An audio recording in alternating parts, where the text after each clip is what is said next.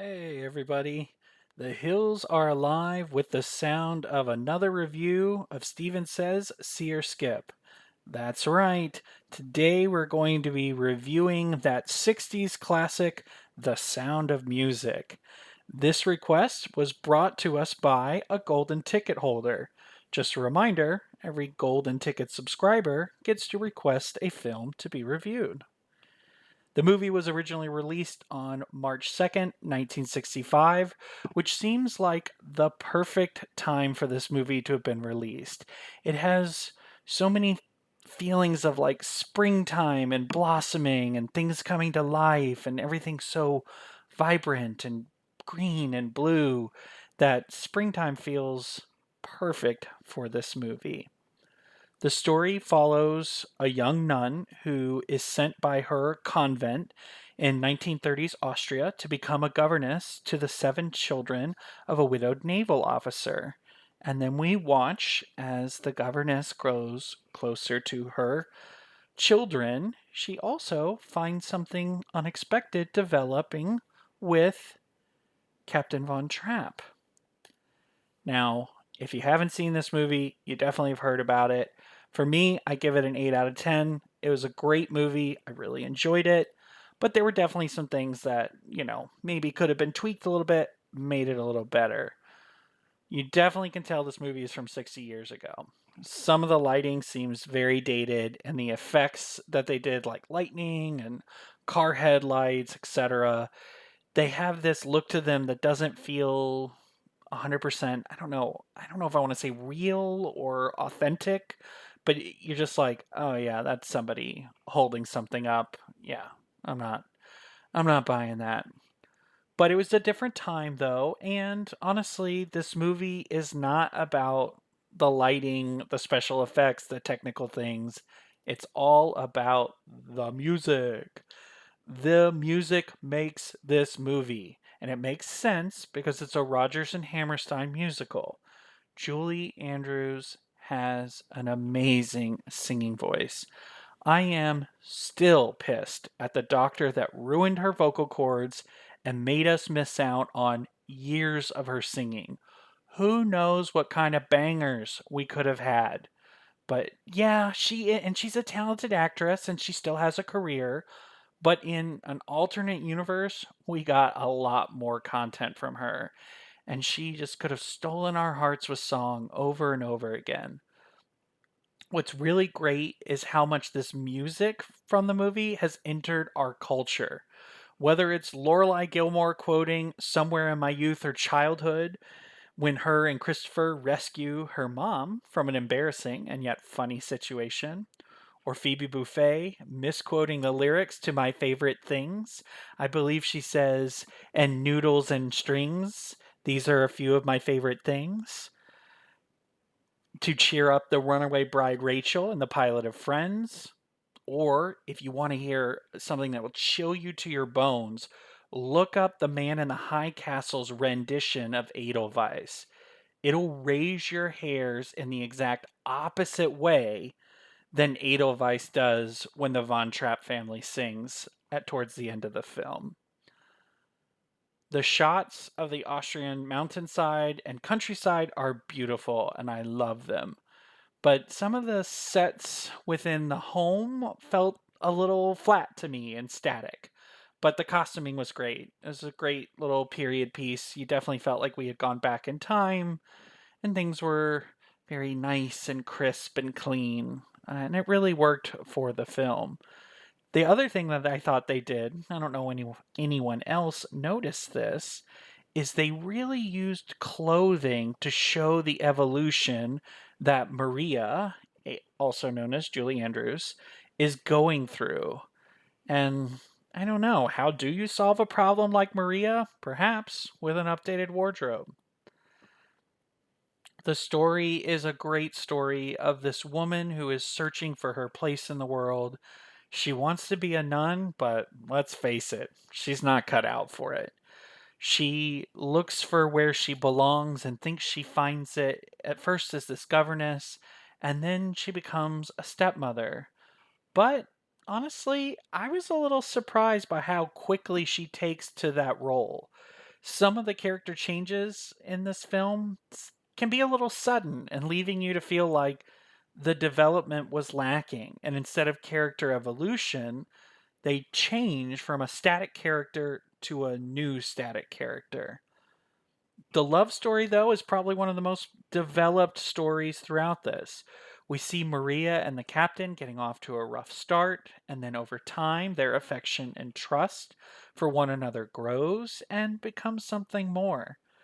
From the get go, I'm pretty sure we're all Team Maria, but when the Baroness talks about sending the children off to boarding school, I think if the Baroness had a fan or two, they abandoned her at that point. So there is a bit of a love triangle, but it's a very lopsided love triangle where everyone's like, come on, Maria. And they're like, boo, the Baroness. But, you know, the children were one of the things that I felt like it was a flip gets switched and they go from torturing poor Maria to embracing her completely within one evening. She's their 12th governess, and that to me just seemed fast. I think that they would have taken a little bit longer to warm up to her. Now, granted, the film's already fairly long, so putting more development into that would have just stretched out the runtime, but it did feel a little lightning quick.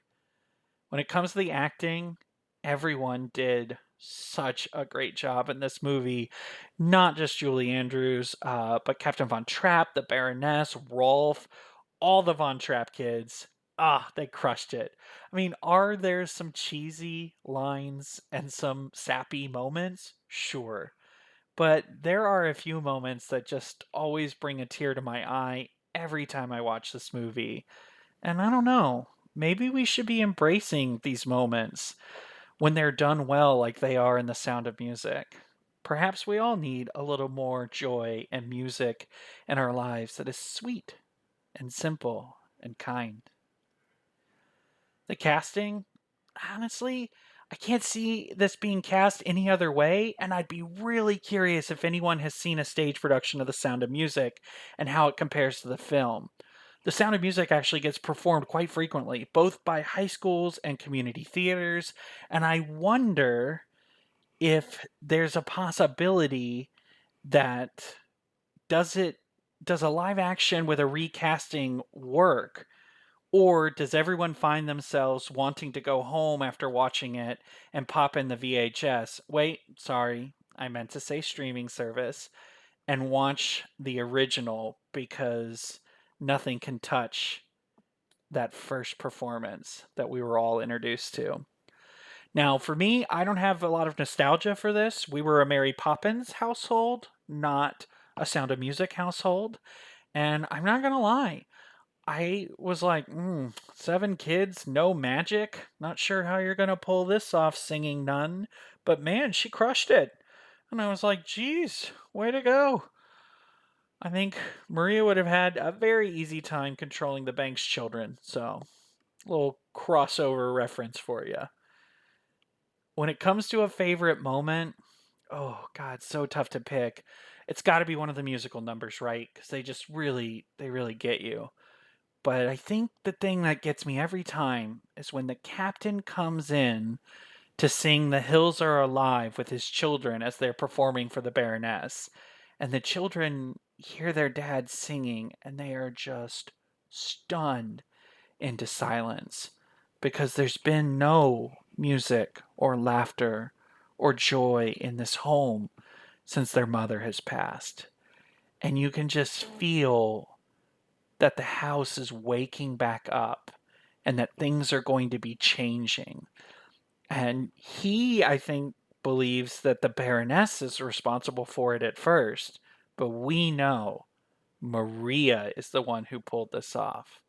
Though, to his credit, he does say that he doesn't want Maria to leave and tries to keep her.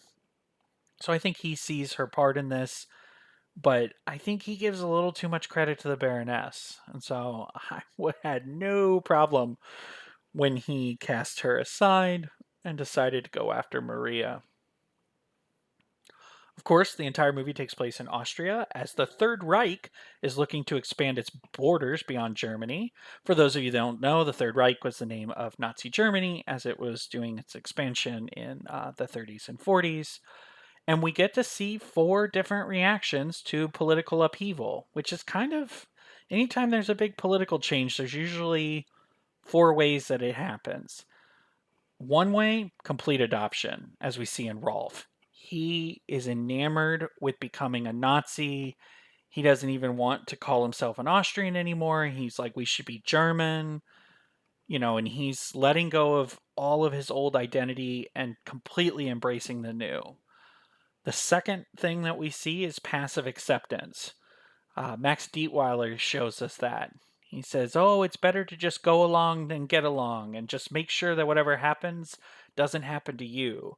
So he can see what's going on and maybe isn't even a fan of it, but he doesn't care enough to challenge it or to do something about it. Instead, we see the third option in Captain Von Trapp, where he has this desire to keep his own identity, to remain Austrian and challenge all of these new ideas that are coming across the border from Germany. And it's definitely an inspiration to see him cleverly pick at Nazi supporters as he says that he will have no part in that regime as it expands. And of course, the fourth option is the complete avoidance of political issues. We see that in the Baroness and to some extent even the children, where there's just a complete ignorance to what's going on a larger scale. And so they look to others into how to respond and what to do. So when we find ourselves in political upheaval, ask yourself, which of the four are you? Now, when it comes to The Sound of Music, it gets referenced all the time. But probably one of my favorite references is there was a Will and Grace episode in their 8th season entitled Von Trapped, where the gang goes to a Sound of Music sing along, and it is hilarious. Grace sings some of the music that Julie Andrews sings, and there's a lot of great humor in that. There's a great allusion to the end of the film where they're like, "Oh, Ralph, you're not one of them. Come with us." And it just gets me every time. Now, you may be saying, "Oh, Steven, that sounds a little too frivolous and silly for my taste." Well, then you may want to check out the Von Trapp family singing "So Long, Farewell" to Trump's first presidency. Sound of Music can really be used for political satire as well as over the top sitcoms. That to me shows that this movie works. I did, however, hear someone say that they think The Sound of Music is boring, but I dug a little deeper and found out that this person only watches movies once a year. So let's not let one crazy opinion sway you from seeing this movie. Maria really does act as a therapist for Captain Von Trapp, where she holds up a mirror so that he has to look at his actions, and she really tries to get him to see his individual relationships with his children. Now, any therapist would tell you that the person that you're in love with should not be doing that for you. It's better to come from a neutral third party because it's way too complicated for a therapist to provide therapy to someone that they're also in a romantic entanglement with. But it worked in this, maybe because it was a little, I guess, static and flat. It was like, okay, this works. If it had been a little bit more of a complex universe, we maybe would have seen some pushback on this.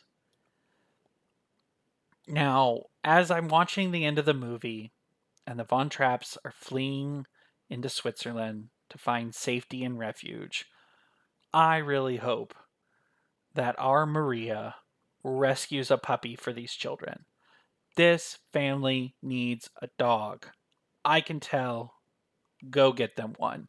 And the way to do it, don't run it by Captain Von Trapp. Maria, just go get the dog, bring it back. The kids will fall in love. he'll get on board. It'll all work out, I promise. Now, when it comes to what you're going to see in this, it's rated G. So we don't ever catch the nuns beating each other bloody or catch Friedrich shooting up heroin to cope with his mother's death. Instead, we just have this sweet, wholesome story about resisting evil Nazis. And yeah, they do talk about champagne, so there's evil alcohol in this. But it is such a sweet, family friendly film. This is probably the most family friendly film I can think of. Honestly, I think this is even more family friendly than The Wizard of Oz. The witch is kind of scary in that, and there's a death. I don't even think no one even dies in The Sound of Music. There's a problem, they try to resist it, and when they can't resist it, they run away. I'm like, wow, that's, not a terrible life lesson for someone to learn. The movie was a box office smash. It had a budget of 8.2 million and the box office brought in 287.8 million. It was the highest grossing film from 1966 to 1971, knocking Gone with the Wind out of the number 1 slot. So, talk about an accomplishment. I gotta say, see it. If you haven't seen it, see it. If you haven't seen it in a few years, go ahead and watch it again. Let the warmth of love and family and music and joy and freedom from Nazi tyranny just envelop you like a cup of chicken noodle soup. As I said, I give it an 8 out of 10. Honestly, maybe even a 9, because it really is a great movie. So, this is Steven saying so long, farewell, auf Wiedersehen, and goodbye. Come back soon for another episode of S4.